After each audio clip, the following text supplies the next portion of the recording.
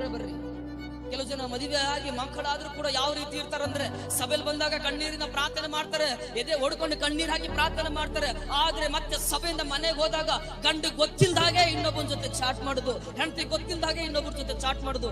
ಹೊಲಸು ಕಾರ್ಯಗಳಲ್ಲಿ ಜನರು ಇವತ್ತು ಮುಳುಗಿ ಹೋಗ್ತಾ ಇದ್ದಾರೆ. ಇದೇ ಬಂಡುತನ. ಪ್ರಿಯ ಸಹೋದರರೇ, ಗಮನ ಕೊಟ್ಟು ಕೇಳ್ರಿ.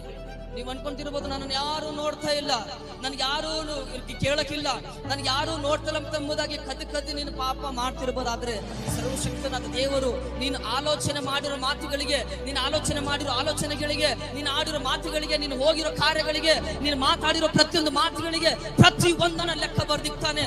ಆತನು ಬರುವಂತ ಸಮಯದಲ್ಲಿ ಪ್ರತಿ ಒಂದನ್ನ ಇಂಚಿಂಚಾಗಿ ಲೆಕ್ಕ ಕೇಳುವಾಗ ನಿನಗೆ ಮಾತಾಡೋದಕ್ಕೆ ಯಾವ ಅಧಿಕಾರ ಇರೋದಿಲ್ಲ.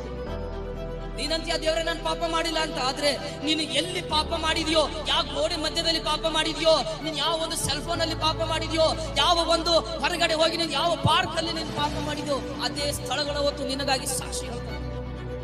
ಹೌದು ಸ್ವಾಮಿ, ನನ್ನ ಮುಂದೆ ಇವನು ಪಾಪ ಮಾಡಿದ್ದಾನೆ, ಹೌದು ಸ್ವಾಮಿ ನನ್ನ ಮುಂದೆ ಇವನು ಹೊಲಸು ಕಾರ್ಯಗಳು ಮಾಡಿದ್ದಾರೆ ಎಂಬುದಾಗಿ ಸಾಕ್ಷಿ ಹೇಳ್ತಾನೆ. ಈ ಬಂಡುತನ ಬಿಡ್ರಿ.